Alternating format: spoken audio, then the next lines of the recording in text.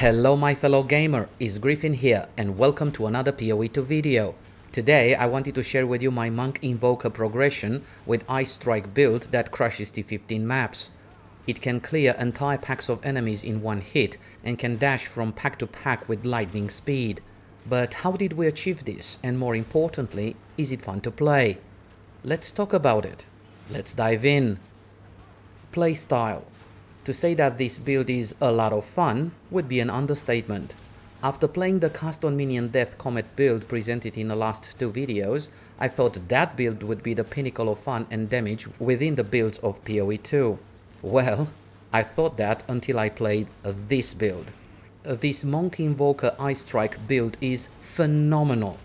We are shocking, chilling, freezing and shattering group of enemies sometimes in less than a second. Dashing in with shattering palm to coat enemies in shards of ice and then follow up with a quick ice strike that shatters the entire group of enemies feels amazing. Because we have both Herald of Ice and Thunder active, we'll also chain these explosions through the entire pack and also additional packs of enemies if they are close enough. The sound of dash, moments later the echoing sound of the Tempest Bell, followed by the shattering sound of pack of frozen enemies, accompanied by lightning strike, is astonishing. This never gets old. Absolutely magnificent. In terms of fun levels, in my opinion, this build takes the cake, and I cannot recommend it enough. If you're looking for a playstyle that it is fast, agile, dashing in and out of combat with ease while destroying in fractions of a second packs of monsters in glorious lightning and icy explosions, then I highly recommend it. Absolutely epic. Now let's talk about build's weakness and ways to mitigate damage taken. No build is perfect and the Monk Invoker Ice Strike is no exception.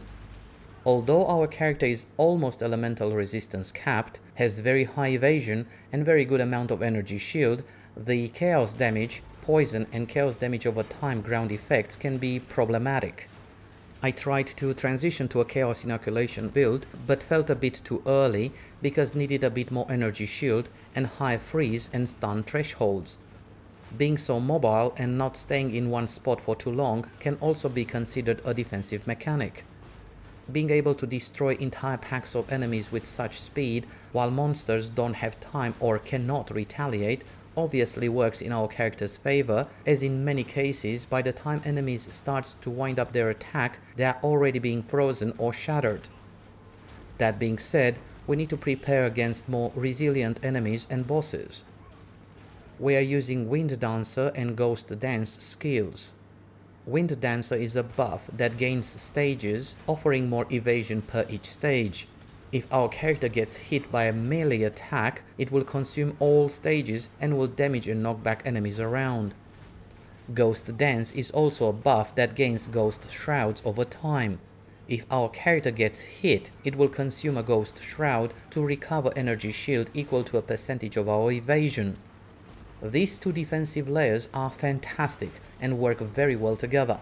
They require 30 spirits reservation each, but is definitely worth taking in my opinion. After I finished the campaign, during early mapping, I was not using these two skills and the character was very squishy and I was struggling to progress through low level maps. The damage was great, but the character's survivability was concerning. As soon as I started using Wind Dancer and Ghost Dance, we were able to complete maps 4, even 5 levels above character's level with ease. Items. Some items equipped are from my Sorcerer's Stormweaver character presented in the last two videos, and luckily this character also does primarily cold damage. The helmet, rings, belt and boots are from that character. I purchased new gloves, Hand of Wisdom and Action, that will increase 3% attack speed per 25 dex and also will add 1 to 10 lightning damage per 10 intelligence of our character. This represents a significant boost in damage and the additional lightning damage will prove essential in shocking enemies. The Everlasting Gaze amulet is new and we've instilled the Volcanic Skin node that will give our character 8% of damage as extra fire damage as well as plus 20 to fire resistance. Obviously there are plenty of other good choices like the Icebreaker, Way of the Wind, Throat Seeker and Careful Assassin to name a few. I purchased the armor chest piece with evasion and energy shield as it works very well with the Ghost Dance skill and also with Lead Me Through Grace major Ascendency node. It is worth mentioning that by having a helmet with good amount of energy shield and a body armor with a lot of evasion is very beneficial, as the Subterfuge Mask node on the passive skill tree adds +2 evasion per 1 maximum energy shield on the helmet, while the Spectral Ward node adds 1 maximum energy shield per 12 evasion on the body armor. The weapon we're using is an advanced barrier quarterstaff that will have to replace with an expert version and way better physical damage, crit chance and attack speed. The gear is not optimized, not even close. Needs a better helmet with more energy shield, a better amulet with +2 to all melee skills with evasion and energy shield, better quarterstaff with crit chance, attack speed and more physical damage, and preferably an unset ring or rings with better stats. Yes, it will be ideal, but even non-optimized as it is, crushes the 15 maps. That being said, to push further into the pinnacle content that I haven't reached yet, it needs more defensive layers, more energy shield, evasion, chaos resistance, or transition to a chaos inoculation setup. Leveling up. To speed up the leveling up process and to be very efficient, we can invest into a Pillar of the Caged God quarterstaff, Ghost Wraith robe for a massive energy shield boost right from the start, North Paw gloves, iron rings, boots with 10 or 15 to movement speed, and at level 15 we can start using Wake of Destruction boots for 1 to 30 lightning damage to attacks and will crush the first 3 acts.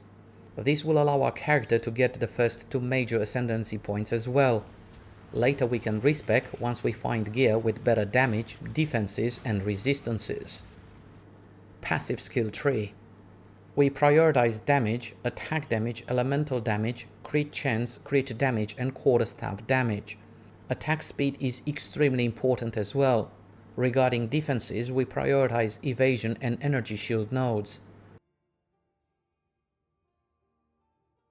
The resonance and heavy frost nodes are amazing, and we'll talk about these nodes in more details a bit later in the video.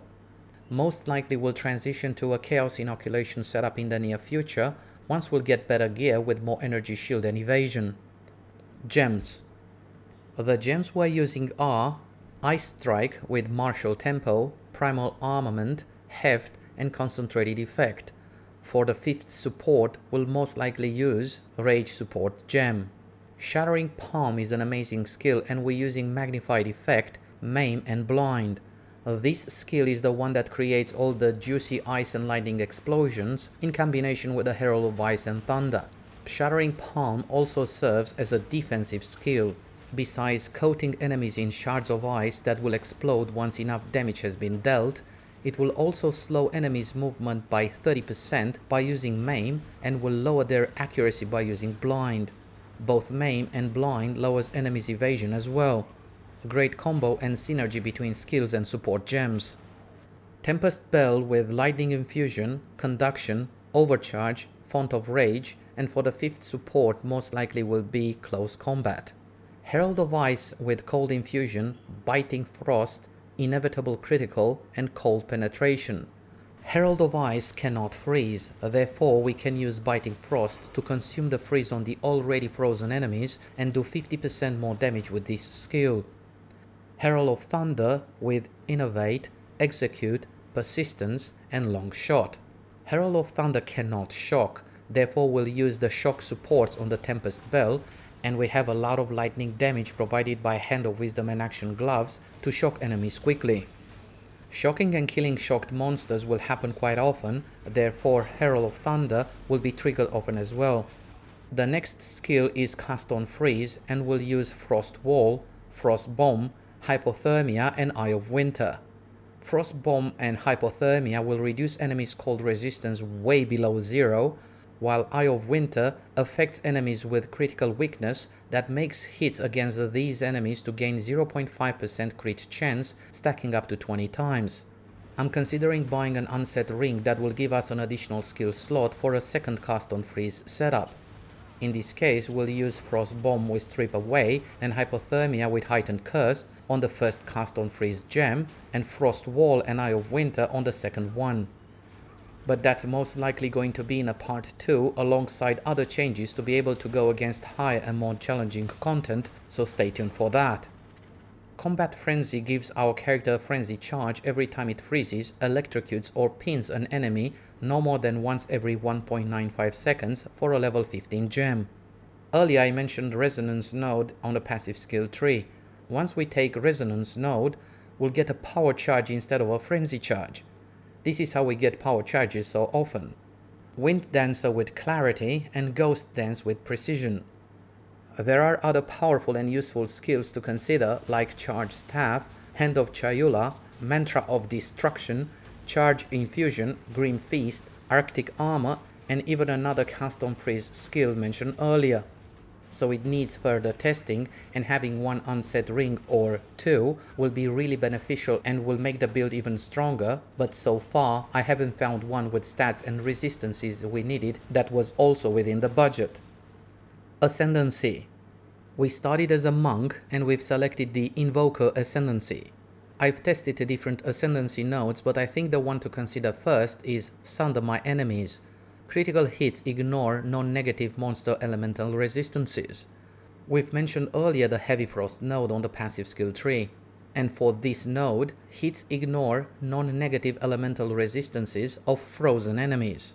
These two nodes can overlap a bit in terms of their functionality, but also complement each other and work very well together because the Ascendency node only ignores non-negative elemental resistances if the hit crits, while the Heavy Frost node takes into account any hit, crit or non-crit, as long as the enemy is frozen, to ignore its non-negative elemental resistances. So together, they cover a larger spectrum of scenarios where the monster's non-negative elemental resistances are being ignored. It is important to mention that specifies non-negative monsters' resistances. In other words, if we would be able to reduce monsters' resistances below 0, and we do this by using Frost Bomb's exposure and also Hypothermia Curse, then monsters' negative resistances will not be ignored and will take significantly more damage. The second major Ascendency point is a Lead Me Through Grace for more spirit, based on the amount of energy shield on the helmet and evasion on the body armor, but will no longer take into account the spirit provided by gear.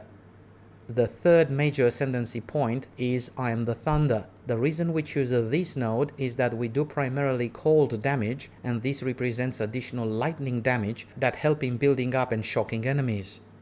As mentioned earlier, when the shock monsters die, will trigger Herald of Thunder. The fourth major Ascendency point most likely will be an I Shall Rage that gives Unbound Avatar skill for significant more elemental damage, chance to inflict elemental ailments, and faster build up as well. That being said, the major node Faith is a Choice that offer the skill Meditate to double our character's energy shield also looks appealing. Conclusion.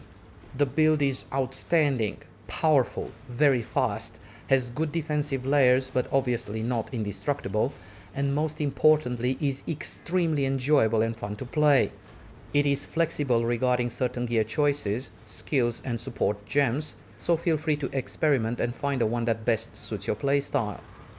I'm planning to make a part 2 of this build where we'll have all 4 major Ascendency points unlocked, a better quarter staff, at least one unset ring, maybe a different amulet with +2 to all melee skills, but at the end it boils down to budget. I want to give a big shout out to Grinding Gear Games for creating these classes that feel so different in terms of playstyle and yet in their unique ways are very fun, powerful and enjoyable with great interaction and synergy between skills, gear, Ascendency and support gems. And to think that we're just starting and more content is yet to come feels amazing. And this concludes our look at the Monk Invoker Ice Strike build. I hope you enjoyed this video and found it useful. If you enjoyed it, feel free to give it a like and don't forget to subscribe, as we will cover PoE 2 extensively on this channel. If you have any questions or suggestions, feel free to share your thoughts in the comment section below. Thank you so much for watching. All the best. Bye.